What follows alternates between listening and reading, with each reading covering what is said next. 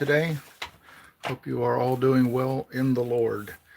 And I know that if you're sincere in your faith in the Lord, your love for Him, your desire to serve Him, to know Him better, then I know you're having a good day because that's what the Lord does for us. Um, when the Bible says He rewards those who earnestly seek Him, well, that's just part of the rewards. He wants to bless you. He wants to take your burdens and make them lighter, give you His peace and give you His joy. Hello, Mr. Yash, sir. I'm doing fine. How are you today? How did you do last night? Did everything go well in your place, in your bedroom? And uh, are you still living at home? Do you live still with your parents? Do you have an apartment? How's that working for you there in India? I don't know how it works in India, but yeah, did you get through the night okay with no difficulties? I prayed for you anyway. I'm always going to be praying for you, just so you know.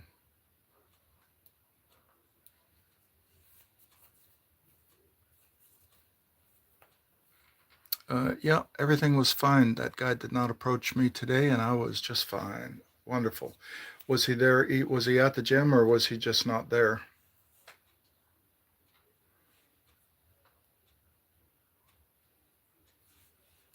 I hope you don't mind just chatting with me until everybody else gets here. There's Gregory. Howdy. Glad to see you. Yes, Gregory, I read your letter and I answered it before I got your second letter saying that you didn't have to answer it. But I would have anyway because it was a great letter. Appreciate that you were so honest about that. And I want to always respond to letters like that. Yes, no, he was at the gym, but he doesn't want to mess with me again. Good. Glad to hear that. Maybe he saw this army of angels surrounding you. How about it? That happened. That can happen. Not a whole army necessarily, but maybe he sensed. I don't know. I don't know what was going on inside of him, but I know God can do things like that. Yeah, we don't mind chatting with you until people join in. Good, good. So I was just asking Mister. I'll call Mister Yash. I was just asking him if how he went, how things went for him yesterday, and he probably already went back and picked it up, but he said that it was a peaceful time at the gym. Hello, Cutwall. Well, what do you do for a living? I talk to people on YouTube. YouTube. Hey, it's Billy. Tammy, it's Billy. I just don't want personal information out there. But hello, nice to have you here, Tammy. It's real sweet to see you. Tammy is a real sweet lady who goes to our Bible studies. Uh, uh, well, it's a Monday night meeting. It includes a Bible study, includes fellowship time. It includes going over the sermon that we just heard the day before. And Gregory is here, Tammy, and I wanted to tell Gregory that I read your letter to the Bible study group last night because everybody has a part in that church, not just the ones that you see that have roles up on the stage, but one guy at the Bible study, he's on security, so he protects us. He's just one of many on security. Another his wife, in fact, she sings up there every third week or so. I don't know how often, but and other people. No, no problem, no problem, Tammy. It's all right. Um, I would if I was that worried about it, I wouldn't have even said anything. So I'm trying to lighten up with that. But anyway, Gregory, Tammy asked for a copy of that letter because she wanted to share it with her cousin, and her cousin's new husband. So that was quite a popular letter, and only because it was written from the heart and it was written as a commendation to the church about the church. And I think letters like that need to be shared. I really do, because in a world of discouragement, we all go through those, don't we? It's just nice to have some good news and from somebody who has experienced it. And I asked them, I says, we're here every Sunday. We take all this for granted. But imagine never having been exposed to something like that and coming at it for your very first time. Imagine, put yourself in his shoes and hear this letter from his perspective. And it really meant a lot to every one of them. So I just want you to know that your letter was such an encouragement that I couldn't help but share it because I want people to be encouraged. Okay, let's see. On a second thought, I felt like the letter was too heavy to expect a response. No, not at all. I didn't want to put that burden on you, but I'm glad you responded. I read it, but I haven't had time to compose my answer. No problem, Gregory. Um, we just never know what people go through in their upbringing, do we? We know that people's lives have trauma and disappointment, sadness, but who would have ever guessed? And like I said in the letter, you just seem like you're so together that I mean, it's obvious that God's doing a number on you and a work in your life. That's obvious, but who would have ever thought that you'd had come from that kind of a background? So it's just amazing, and I bet you everybody has some story about the traumas of their childhood. We know Mr. Gash has some, and everybody does. So yeah, I thought it was a great letter. I really respect that you were willing to open up like that. Benny, hey there, Benny. Nice to have you listening, but having to do a few things beside. No problem, Benny. We're just glad you're here. And Tammy, that's her name is Benedict. She is from Switzerland, and she lives kind of right across the border from Gregory. So we're going over there in April to baptize him, and she also wants to be baptized. So I just think it's a wonderful not vacation, but trip. I don't know. It's a trip for ministry, and yeah, I'm going to get to see the Alps while I'm there. I'm looking forward to that. Um, Gregory, I hope it's okay, and Benny also, if you're going to drive down to that town with us for that little bit warmer water.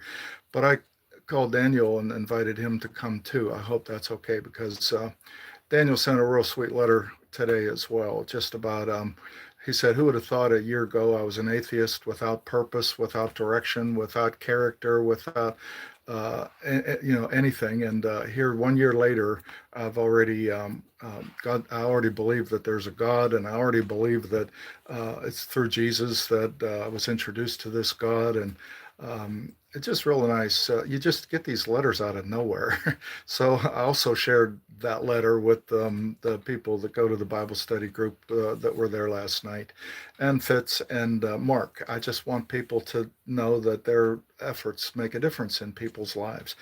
Anyway, so I invited him to come along because he loves the Lord and because I thought it would be inspiring for him to see you guys get baptized as well. So just to catch Tammy up a little bit on things that are happening. No, yeah, okay, Benny, Matt, Mr. Yash, so nice to see you here and so glad to read the good news. Yeah, he had a good day at the gym without any conflicts, and whether or not there were angels there to protect him, I do know that God answered our prayers on his behalf. Hello, Tammy. Pleasure to meet you. Yeah, Gregory, I look forward to the day when you get to meet her personally because he said he does want to come to at least visit Kentucky and this church. And so I'm going to introduce him to all of you.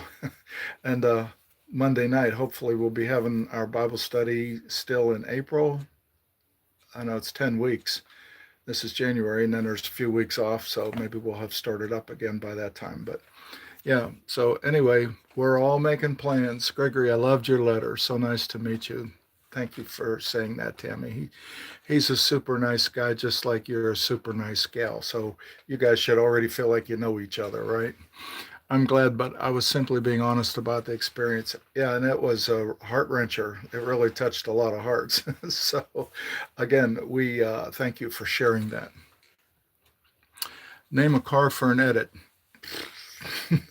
I don't know much about cars. Not one pops to my mind, and I don't know what the kind of an edit you're talking about. I'm just dumb in these areas. Don't know about cars, don't know about sports, just learning about women. Okay. So I can tell you about the Lord, though. Name a subject about the Lord, and then you can do an edit. How about that? Uh, okay, sir, I pray for your good health and long life. Thank you. I really appreciate that. I think, I said I was turning 70 next month, and I'm going to the gym also to try to keep my my physical life in good condition, as well as my mental life, as well as my spiritual life. You know, there's three parts to all of us: body, soul, and spirit. So, and the only reason I'm mentioning that to you is I know you go to the gym. I'm also encouraging you to protect your mental health and your spiritual health, because those two, in some ways, are even more important than your physical health. Let's see, namaste. What does that mean? Namaste. But I see the praying hand, so that's nice. Appreciate that. Cutwall, what are you talking about? Or what are you talking about? Talking about God, Jesus, the Holy Spirit, the church, the Bible, personal circumstances that we all go through, and how Jesus can work in them to give us better lives. And, you know, there's difficulties, of course, along the way, because we don't learn all these great spiritual truths overnight. So God's patient with us. We just need to be patient with ourselves, but we need to just keep growing and going, pushing forward one day at a time. Jesus says tomorrow has enough troubles of its own. So, God, if you get me through today, I'll be happy. And when He does, every day He does, I go to bed at night. I thank Him for a good day, thank Him for a good night's sleep that's coming up. And He honors all of that. And so that's how we get through life, one day at a time. Very few people in this world understand the emotion of each other. I know that a lot of people here are selfish and mean, but you're very kind and humble. I respect that, sir. That's why I'm here.